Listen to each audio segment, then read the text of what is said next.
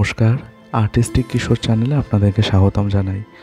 আজকে ডিজিটাল আর্টের বিষয়বস্তু হচ্ছে নবদ্বীপ রাস উৎসবে পূজিতা রামসীতাপাড়ার সুপ্রাচীন বামা কালী মাতা।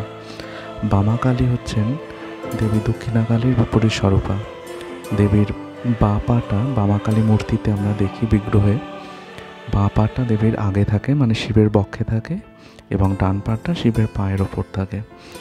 দেবীর কানে দুটো সব শিশু ঝোলে এবং দেবীর দুপাশে একদিকে থাকেন মহাকাল এবং অপর দিকে থাকেন হচ্ছে যোগিনী। সম্পূর্ণ তন্ত্র মতে এই মাতৃ প্রতিমার পুজো হয়ে আসছে বহু বছর ধরে।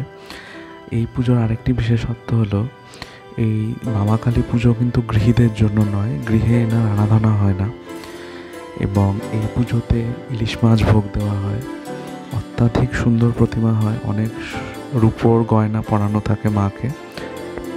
ডিজিটাল আর্ট মাধ্যমে করার চেষ্টা করেছি প্রতিমা যেরকম রাশে হয় সেটারই অনুকরণে। আপনারা জানাবেন আপনাদের কেমন লাগলো। যদি ভিডিওটি ভালো লেগে থাকে লাইক, শেয়ার এবং কমেন্ট করবেন এবং চ্যানেলটি সাবস্ক্রাইব করে চ্যানেলটির সাথে যুক্ত থাকবেন।